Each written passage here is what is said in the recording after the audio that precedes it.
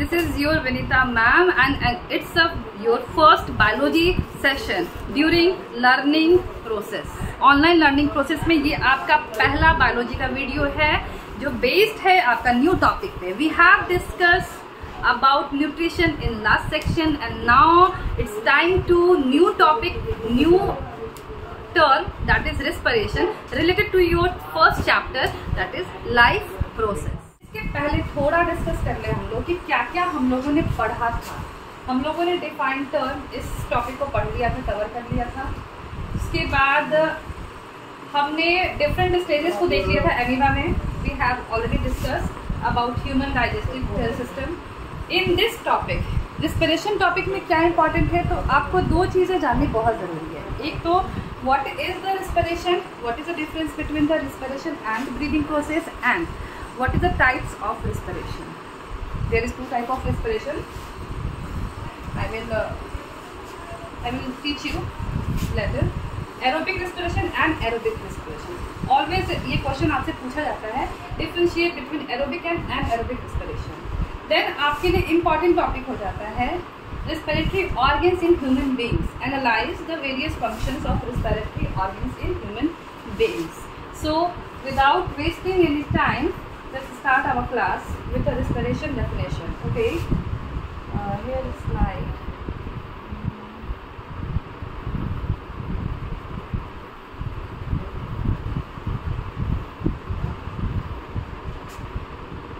If anyone asks to you that what is respiration, your answer is inhalation and exhalation process is the respiration.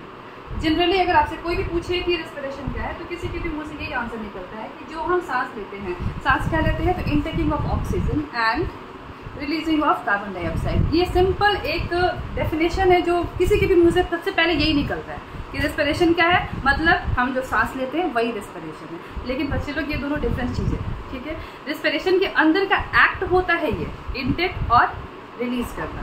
ठीक है, यानी जब respiration की बात करोगे तो यहाँ पे सबसे पहले इसका एक नाम आएगा कि respiration termed as a that process. वो प्रोसेस क्या होगा, तो that is the metabolic process. Okay, metabolic process के बारे में हमने पहले डिस्कस किया हुआ है कि जो भी हमारे बॉडी के अंदर होता है, जो भी हमारे बॉडी के अंदर हो रहा है, जो भी केमिकल रिएक्शंस हो रहे हैं, जो भी फिजिकल रिएक्शंस हो रहे हैं, ये सारे आपको टर्म्ड होते हैं एज अ मेटाबॉलिज्म. ओके, और ये मेटाबॉलिज्म फर्दर डिवाइड होता है टू पार्ट्स में. पहला होता है कैटाबॉलिक एंड दूसरा होता है एनाबॉलिक प्रोसेस. यहाँ मैंने लास्ट क्लासेस में ये सब चीज़ें मैंने आपको बताई हुई हैं. अब यहाँ पर इस बात को डिस्कस करने का जो मोटो है वो ये है कि जब रिस्पिरेशन की बात करते हो और जब आप इसको डिफाइन करते हो तो उसमें ये टर्म आता है कि it is a catabolic process. सबसे पहला टर्म होगा कि respiration is the catabolic process. Okay, got it. Second topic होगा कि it is the process of oxidation of food substances. बच्चे, इफ अगर मैं अपने ब्रीथ को थोड़ी देर के लिए होल्ड करती हूँ तो आप फील करोगे कि एक्स्ट्रा एनर्जी उसमें लग रही है और कुछ देर के बाद आप वैसा कर नहीं पाओगे. क्यों? क्योंकि ड्यूरिंग रेस्पिरेशन आपका एनर्जी का फॉर्मेशन होता है. आप जो भी इनटेक करते हो, एयर से इनटेक कर रहे हो या फिर जो आप न्यूट्रिशन से इनटेक कर रहे हो, उन सब का ब्रेकडाउन होना शुरू होता है और वो ब्रेकडाउन कन्वर्ट हो जाता है किसमें, तो एनर्जी में. और ये पूरा होल प्रोसेस जो है यही आपका होता है रिस्पिरेशन प्रोसेस. और इस रिस्पिरेशन टॉपिक में भी आपको यही पढ़ना है कि रिस्पिरेशन प्रोसेस किस पाथवे से होकर गुजरता है. इसमें ऐसा कौन सा फंडा होता है, ऐसा कौन सा लॉजिक लगता है कि हमारी पूरी बॉडी को एनर्जी मिलती है और अगर ये स्टॉप हो जाए तो हम भी स्टॉप हो जाएंगे. है, ठीक है. नेक्स्ट, अब इसके डेफिनेशन को मैं थोड़ा सा इजी कर देती हूँ. Respiration is the energy liberating process. Okay, ध्यान से सुनिएगा. जो टॉपिक मैं बता रही हूँ, जो टर्म मैं यूज कर रही हूँ, उसे ध्यान से सुनिएगा. It is a energy liberating process, first point. Second, it is a catabolic process. Third thing, it is enzymatically controlled process. Third thing, enzymatically controlled process. And fourth, it is a step wise breakdown of substances process. फिर से इसको एक साथ लेकर चलते हैं कि कैसे हम रिस्पिरेशन को डिफाइन करेंगे. तो respiration is the oxidation of food substances with the release of energy in living cells. यहाँ पे इसमें लिखा हुआ है, इसको मैं थोड़ा सा इलैबोरेट कर रही हूँ कि respiration is the energy liberating process, enzymatically controlled process and step wise breakdown process। अब ब्रेकडाउन क्या होगा बच्चा, जो भी आप न्यूट्रिशन लेते हो रिस्पिरेशन में उस न्यूट्रिशन का ब्रेकडाउन होता है। अगर सपोज करो कि आपने कार्बोहाइड्रेट लिया, स्टार्च लिया या फैट लिया या प्रोटीन लिया, जो भी आप इनटेक किए वो आपके एयर के साथ डिजॉल्व होगा, उसके बाद उन सब्सटेंसेस का ब्रेकडाउन शुरू होगा और वो सब्सटेंसेस ब्रेकडाउन होकर फर्दर छोटे छोटे मॉलिक्यूल्स में बटेंगे और देन ये प्रोवाइड करेंगे क्या, एनर्जी। और यही पूरा होल प्रोसेस क्या कहलाएगा, आपका रिस्पिरेशन कहलाएगा। सपोज आपने इनटेक कर लिया ग्लूकोज को, यानी कि कार्बोहाइड्रेट को आपने इनटेक किया और ये ग्लूकोज जो है एक 6 कार्बन मॉलिक्यूल्स होता है। आपको पता है इसका मॉलिक्यूलर फॉर्मूला, दैट C6H12O6। इसमें कार्बन के मॉलिक्यूल्स 6 होते हैं। इस 6 कार्बन मॉलिक्यूल्स को तोड़ना है 3 मॉलिक्यूल्स में। क्यों तोड़ना है, ताकि एनर्जी को निकाला जा सके। और ये एनर्जी क्या करेगी, आपकी होल बॉडी को एनर्जी प्रोवाइड करेगी, आपके ब्लड में डिजॉल्व होगा और आपको एनर्जी मिलेगा। ये सारा फंक्शन कैसे होगा वो हम आगे क्लासेस में पढ़ते रहेंगे। यहाँ का आपने जॉट डाउन कर लिया होगा, नोट डाउन कर लिया होगा कि डेफिनेशन क्या है। Respiration is oxidation of food substances with the release of energy in living cells, और उसमें ऐड कर लीजिएगा कि it is a catabolic process, यानी यहाँ पर एनर्जी का क्या होता है, ब्रेकडाउन होता है। कहाँ से होता है, तो फूड सब्सटेंसेस के ऑक्सीडेशन से। नेक्स्ट उसमें आप ऐड कीजिएगा कि ये एक एनर्जी लिबरेटिंग प्रोसेस है। एनर्जी लिबरेटिंग कहने का मतलब इसमें एनर्जी रिलीज हो रही है। और इसके बाद उसमें ऐड कर लीजिएगा कि ये एक एंजाइमेटिकली कंट्रोल्ड प्रोसेस है। enzymatically controlled process. It is a enzymatically controlled process. It is a energy liberating process, and also it is a stepwise breakdown of substances process. I think आपको ये बातें clear हो गई होंगी। अब next चलते हैं इसके स्टेप्स पर। Respiration involves 2 steps. First step gaseous exchange and second step cellular respiration. Second step is cellular respiration. First step gaseous exchange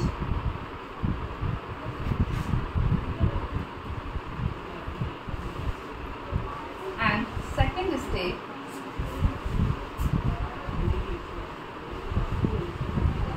cellular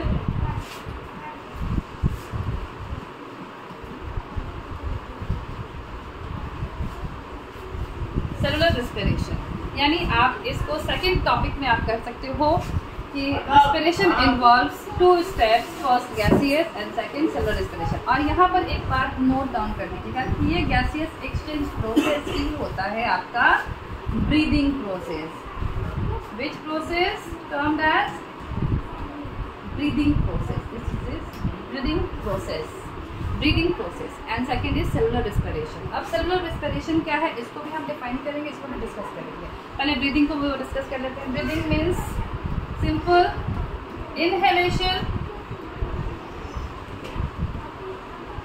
inhalation and exhalation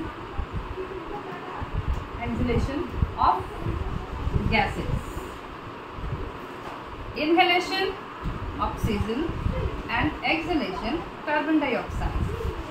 और when we talk about plant, ये क्या हो जाएगा, inhalation carbon dioxide in plant and exhalation oxygen। Unicellular हो, multicellular हो, कोई भी living beings हो, आपको सब में रिस्पिरेशन होता है। किसी का रिस्पिरेशन गिल्स से होता है, किसी का रिस्पिरेशन स्किन से होता है, किसी का नोस्ट्रिल से होता है, किसी का लंग्स से होता है। यानी बहुत सारे ऑर्गेनिज्म हैं और बहुत सारे रिस्पिरेशन के मेथड्स भी हैं। इनको मैं फर्दर डिस्कस करूंगी। अभी यहाँ डिस्कस करते हैं स्टेप्स को। स्टेप में पहला स्टेप्स आ जाएगा गैसियस, जिसमें ब्रीदिंग प्रोसेस होगा, यानी कि it is also known as breathing process. और इसमें क्या होगा, एक इनटेक प्रोसेस होगा और एक आउटटेक प्रोसेस। इसके बारे में आप जानते हो, इनटेक ऑक्सीजन का करेगा और आउटटेक किसका करेगा, कार्बन डाइऑक्साइड का करेगा। अगर ये उल्टा हुआ या फिर इसमें कोई भी लोचा हुआ तो आप में लोचा आ जाता है, ये आप जानते हो। नेक्स्ट इसमें हो जाएगा सेलुलर रिस्पिरेशन। सेलुलर रिस्पिरेशन मतलब बॉडी के हर सेल में आपका रिस्पिरेशन होता है, क्योंकि बॉडी के हर सेल को ग्रो करने के लिए, हर सेल को डेवलप करने के लिए आपको एनर्जी रिक्वायर है, एनर्जी नेसेसिटी है, उसकी एनर्जी चाहिए उसको आगे बढ़ने के लिए, ठीक है। और ये जो एनर्जी है वो कहाँ से आती है, आपको रिस्पिरेशन प्रोसेस से आती है। मैंने लाइफ प्रोसेस की फर्स्ट क्लास में आपको बताया था कि लाइफ प्रोसेस में जो भी प्रोसेस होंगे, वेरियस प्रोसेस उसके अंदर होते हैं, वो सारे प्रोसेस एक दूसरे से क्या होंगे, इंटरलिंक्ड होंगे। अगर न्यूट्रिशन लेते हो तो उसी से इंटरलिंक्ड होगा कौन, आपका रिस्पिरेशन। और अगर रिस्पिरेशन हो रहा है तो उसी से इंटरलिंक्ड क्या होगा, ट्रांसपोर्टेशन। मतलब खाना खाना है, एनर्जी बनाना है, और उसके बाद पूरे बॉडी में उसका फ्लो करना है। यही होल फंडा जो है वो आपको क्या कहलाता है, life process. So cellular respiration का एक सिंपल डेफिनेशन होगा, such type of organism where cells involve in respiration process is known as cellular respiration. ऐसा प्रोसेस जिसमें सेल्स इन्वॉल्व होते हैं, बॉडी सेल्स इन्वॉल्व होते हैं, वो आपको क्या कहलाते हैं, रिस्पिरेशन कहलाते हैं। ये कैसे होगा, तो ये इस तरह से होगा कि कुछ some organism respire their self with the presence of oxygen and some without oxygen. With presence of oxygen जो रिस्पिरेशन होता है वो आपको एरोबिक रिस्पिरेशन कहलाता है, और विदाउट ऑक्सीजन जो रिस्पिरेशन होता है वो आपको एनएरोबिक रिस्पिरेशन कहलाता है। यानी एक लाइन में अगर कहो तो टाइप्स ऑफ रिस्पिरेशन यहाँ क्या हो जाएगा, दो तरह का, एक हो जाएगा आपको एरोबिक और दूसरा हो जाएगा एनएरोबिक रिस्पिरेशन। और ये aerobic plus anaerobic collectively known as और together termed as cellular respiration. I repeat,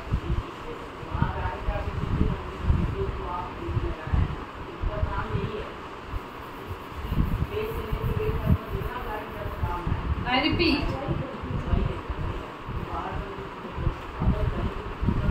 aerobic plus anaerobic respiration collectively termed as cellular respiration। यहाँ हमने कौन कौन सी बातें पढ़ी, पहला तो हमने रिस्पिरेशन का डेफिनेशन पढ़ा, उसके बाद हमने जाना कि रिस्पिरेशन में दो स्टेप्स इन्वॉल्व होते हैं। पहला स्टेप होता है gaseous exchange, that is the breathing process, और दूसरा स्टेप होता है आपको cellular respiration, that is the aerobic and anaerobic process. और इसे सेलुलर रिस्पिरेशन इसलिए कहते हैं क्योंकि इसमें सेल्स इन्वॉल्व होते हैं, यानी कि रिस्पिरेशन के साइट्स होते हैं। हमारे बॉडी में, होल बॉडी के होल सेल्स पे क्या होता है, आपको सेल साइट्स पे आपको रिस्पिरेशन के वर्क होते हैं, ब्रेकडाउन ऑफ सब्सटेंसेस होते हैं। और वो साइट कौन कौन से हैं, तो पहला है आपको साइटोप्लाज्म एंड दूसरा है आपको mitochondria. When respiration takes place in cytoplasm it is known as anaerobic respiration, and when it takes place in mitochondria it is known as anaerobic respiration. यहाँ दो बातें क्लियर हो गई। पहला, aerobic and anaerobic respiration together collectively known as cellular respiration, and it takes place at different sites inside your body. That is, first is cytoplasm. When it takes place in cytoplasm, it is known as aerobic respiration, and when it takes place in mitochondria, it is known as anaerobic respiration. तो अगर आपको differentiate करना हो, जो कि first slide में आपको show हो रहा था, differentiate between aerobic and anaerobic respiration, तो आपका आंसर सबसे पहला क्या हो जाएगा कि some organism respire their self with presence of oxygen and some without oxygen, यानी कि एब्सेंस ऑफ ऑक्सीजन। कुछ प्रेजेंस में अपने आप को रिस्पायर करते हैं और कुछ बिना ऑक्सीजन के भी रिस्पिरेशन करते हैं। तो ये दोनों प्रोसेस में एक हो जाएगा with presence, that is oxygen, that is aerobic sorry, and without oxygen that is anaerobic. उसके बाद जिसमें ऑक्सीजन लगेगा तो क्या एनर्जी वहाँ ज़्यादा बनेगी या कम बनेगी? जिसमें ऑक्सीजन की ज़रूरत है वहाँ एनर्जी क्या होगा, ज़्यादा बनेगा, और जिसमें ऑक्सीजन की ज़रूरत ही नहीं है वहाँ क्या होगा, एनर्जी लेस बनेगा। यानी कि more energy that is the aerobic respiration and less energy that is anaerobic respiration. Clear? दो बातें यहाँ क्लियर हो गई डिफरेंशिएशन में। नेक्स्ट हो जाएगा, when respiration takes place in a cytoplasm is known as anaerobic, and when it takes place in mitochondria it is known as aerobic respiration. यानी कहने का मतलब एनएरोबिक का साइट क्या है, तो साइटोप्लाज्म है, और एरोबिक का साइट क्या है, तो आपको माइटोकॉन्ड्रिया है। नेक्स्ट जब आपको ग्लूकोज के ब्रेकडाउन का पाथवे बताऊंगी तो उसमें बताऊंगी कि एरोबिक का जो प्रोडक्ट है वो डिफरेंट होता है एनाएरोबिक के प्रोडक्ट से। एरोबिक में प्रोडक्ट होते हैं आपको डिफरेंट एनाएरोबिक के प्रोडक्ट से। सो स्लाइड को आप थोड़ा सा ध्यान से देख लीजिए। आई थिंक आपने बातों को नोट कर लिया होगा, definition of respiration and in steps of respiration and also types of respiration. Types of respiration, two types of respiration, aerobic and anaerobic. Steps of respiration, that is gaseous exchange, that is also known as breathing process, and cellular respiration.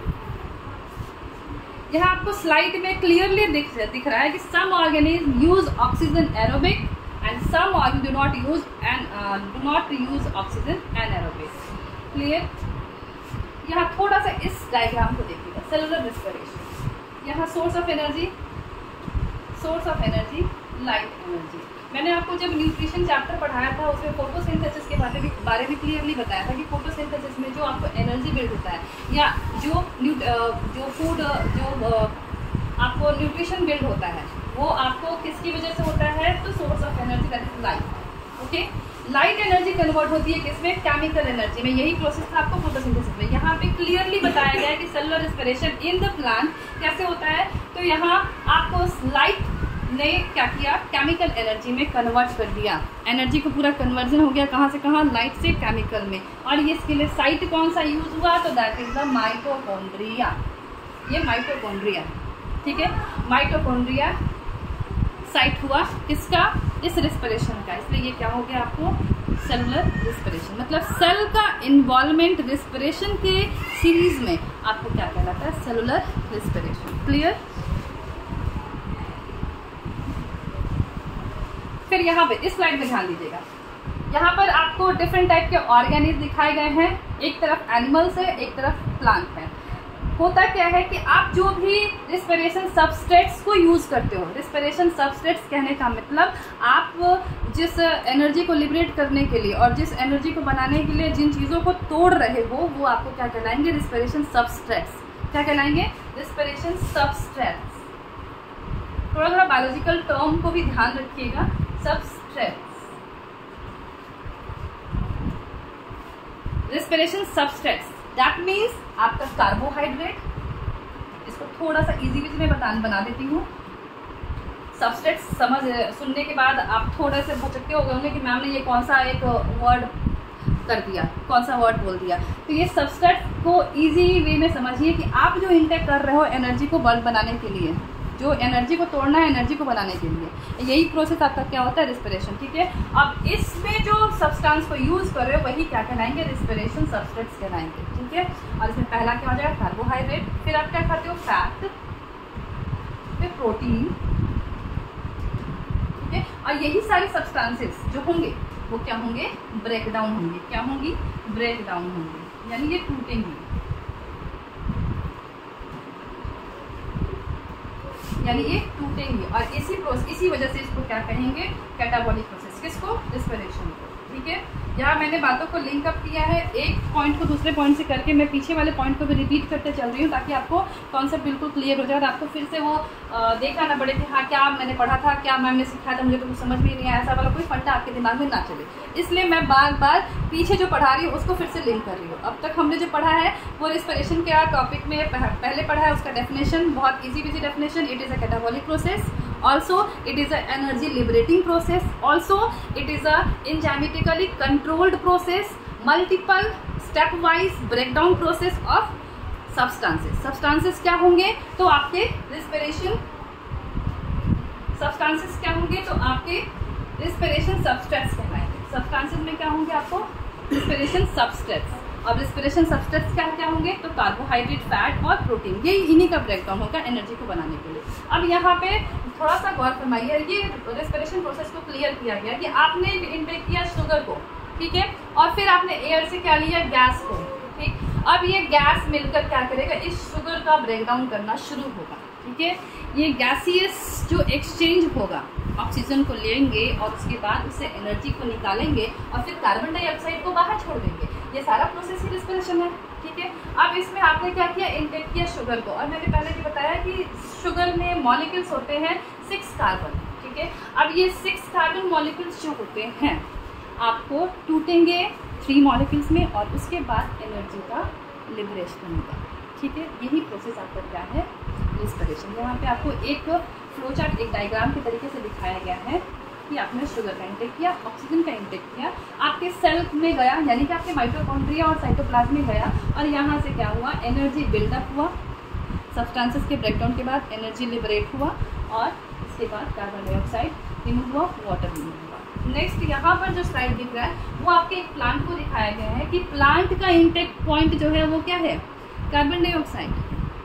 Plant क्या करते हैं, intake carbon dioxide को, और जो outtake उनका होता है वो क्या होता है, तो ऑक्सीजन होता है। इस चीज़ को यहाँ पर दिखाया गया है।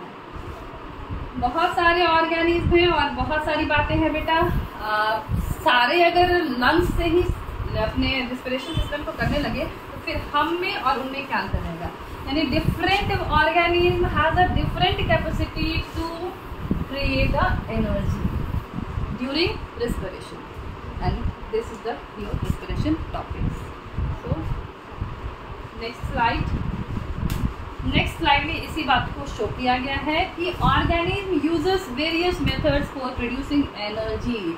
यहाँ पे चिकन का भी बहुत सुंदर सा एक डायग्राम दिया गया है बच्चा। इस चिकन के पास भी लंग्स होते हैं।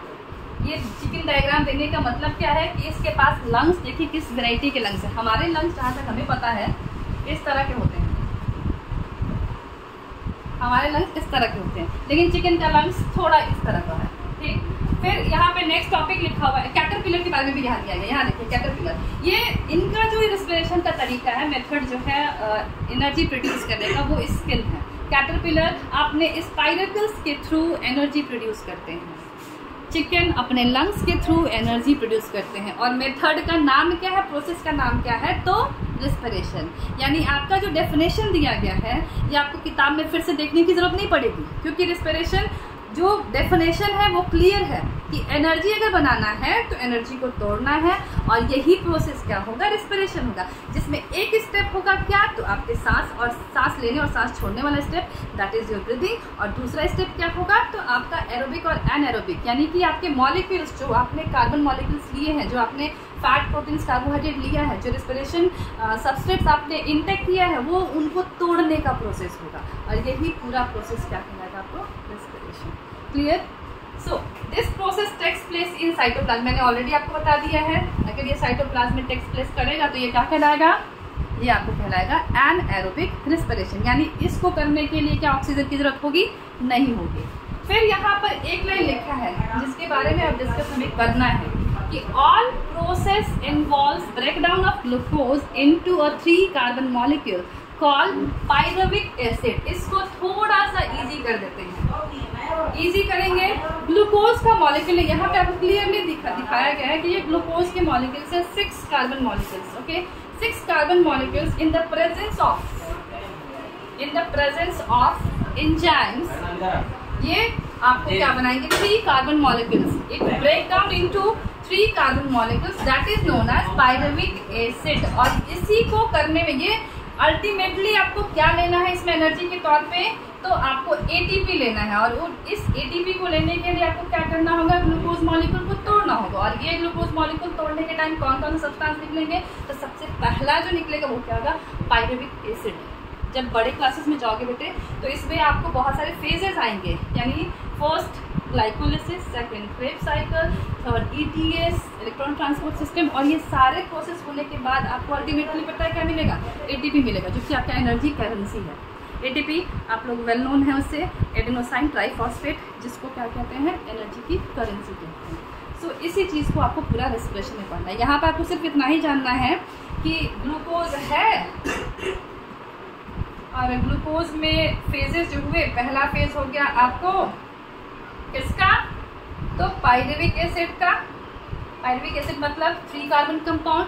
और दूसरे फेज में क्या होगा, इस पायरुविक एसिड से एनर्जी का फॉर्मेशन का काम होगा, जिसमें आपको एरोबिक अगर हुआ तो माइटोकॉन्ड्रिया ने इन्वॉल्व हुआ उसमें, और माइटोकॉन्ड्रिया ने प्रोडक्ट के रूप में क्या बना दिया, आपको कार्बन डाइऑक्साइड बना दिया, एनर्जी बना दी। और अगर ये एनएरोबिक रूप में हुआ तो इसका प्रोडक्ट चेंज हो जाएगा। और यहाँ पर आ जाएगा एक और process, that is the fermentation process, और रिजल्ट के तौर में हो जाएगा आपको एथेनॉल। प्रोडक्ट क्या हो जाएगा, एथेनॉल या और लैक्टिक एसिड,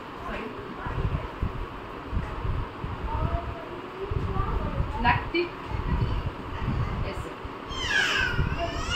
आपकी बॉडी में फॉर्मेशन किस चीज़ का फॉर्मेशन हो जाएगा, तो एसिड का फॉर्मेशन होगा। इन चीज़ों को आगे पढ़ेंगे हम लोग। अभी फिलहाल यहाँ ध्यान से देख लें कि इस पर डायग्राम में दिखाया गया फ्लो चार्ट में, चाहो तो इसको नोट भी कर सकते हो, चाहो नहीं नोट कर ही डालो इसको।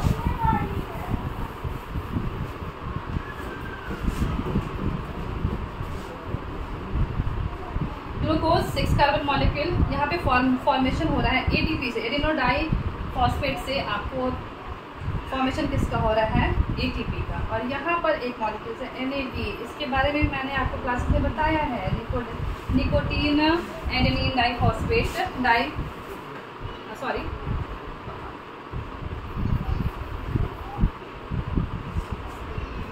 निकोटीन अमाइड NADH का 2 मॉलिक्यूल्स यहाँ फॉर्म करेगा और फाइनली आपको प्रोडक्ट के रूप में क्या मिलेगा, तो पायरुविक एसिड। आई थिंक आपको ये चीज़ क्लियर हो गया। यहाँ पे थोड़ा सा क्लॉस्ट्रीडियम बोटुलिन के को दिखाया गया बैक्टीरिया, और वहाँ चिकन का एग्जाम्पल दिया गया है। स्लाइड को आपने अच्छे से देख लिया होगा। नेक्स्ट स्लाइड पे चलते हैं।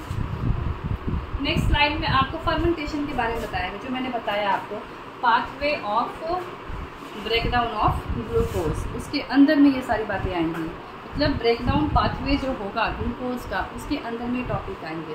पहले टॉपिक में क्या होगा, 6 carbon molecules change into 3 carbon molecules, यानी कि glucose change into the pyruvic acid. Okay, और नेक्स्ट में आएगा आपको ये जो ईस्ट है, ईस्ट लाइक ऑर्गेनिज्म होंगे, वो पायरुविक एसिड को क्या करेंगे, कन्वर्ट कर देंगे एथेनॉल और कार्बन डाइऑक्साइड में, और यही प्रोसेस आपको कहलाएगा फर्मेंटेशन। थोड़ा सा इसको प्रैक्टिकली सोच के देखते हैं, प्रैक्टिकली करके दिखा सकती हूँ, लेकिन प्रैक्टिकली भी सोच लेते हैं। जब भी आपको किसी चीज़ में खट्टापन लाना होता है, खमीर उठाना होता है, यानी इडली डोसा कभी बनाना होता है या फिर भटूरे बनाने होते हैं, तो आप उसमें क्या करते हो, इनो का एक पैकेट ला के डाल देते हो, या फिर उसको कुछ घंटों के लिए छोड़ देते हो, दही में उसको उस डो को बनाकर उसको कुछ घंटों के लिए छोड़ देते हो। ये सारे प्रोसेस क्यों करते हो बेटा, तो उसको फर्मेंटेशन इसके प्रोसेस को करने के लिए करते हो। या फिर मार्केट में आपको ईस्ट नाम का ऑर्गेनिज्म मिलता है, जिसको आप उस डो में डालते हो और थोड़ी देर बाद क्या देखते हो, वो फूलकर बिल्कुल खमीर उठा लेता है, वो फूल जाता है, और जिससे आपको टेस्टी इडली डोसा और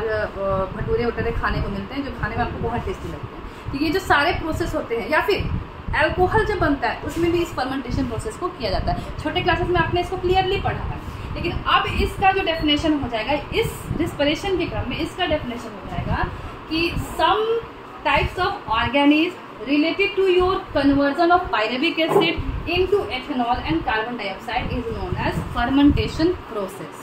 ऑर्गेनिज्म कौन है, तो ईस्ट लाइक, और प्रोसेस क्या है, तो फर्मेंटेशन। ये आपका स्टेप्स हैं किसमें, तो ग्लूकोज के ब्रेकडाउन में। ये ग्लूकोज के ब्रेकडाउन में आपका स्टेप है, और ये आपको फर्मेंटेशन टाइप हो जाएगा किसका, आई थिंक आपको पता होगा, ये टाइप हो जाएगा एनाएरोबिक रिस्पिरेशन का। इसका टाइप होगा ये एनाएरोबिक रिस्पिरेशन। क्लियर। ये अभी साइटोप्लाज्म वाले साइट को हम लोग पढ़ रहे हैं। साइटोप्लाज्म वाले साइट में कौन सा प्रोसेस होगा, एनाएरोबिक, यानी कि यहाँ पे ऑक्सीजन की जरूरत पड़ेगी, नहीं पड़ेगी, यहाँ पे ऑक्सीजन की जरूरत बिल्कुल नहीं पड़ेगी। और ये साइट, ये इसका साइट क्या होगा, तो साइटोप्लाज्म। पहले क्या होगा, 6 कार्बन कंपाउंड्स मिले, 6 कार्बन मॉलिक्यूल्स मिले ग्लूकोज की, और किसमें टूटे, 3 carbon molecules, that is pyruvic acid. अब ये जो पायरुविक एसिड है वो आपको कन्वर्ट होगा किसमें, एथेनॉल और कार्बन डाइऑक्साइड में, और यही प्रोसेस क्या कहलाता है, आपको फर्मेंटेशन प्रोसेस कहलाता है। अगर इसको अच्छी तरह समझना हो तो एक और चीज़ ध्यान, इसको अगर अच्छी तरह से आपको फिर समझना हो तो ध्यान रखिएगा कि अगर कोई आपको कह दे, आप स्टेबल कांस्टेंट स्टेज में हो और आपको कहेगा कि तुम लगातार 6 फ्लोर तक 22 स्टेयर्स जाओ और फिर उससे उतर के आओ, ऐसा तुम 2 से 3 बार करो, तो कुछ देर के बाद, उस टाइम सडन नहीं, लेकिन कुछ देर के बाद आपको आपके थाइस एरिया में पेन फील होगा।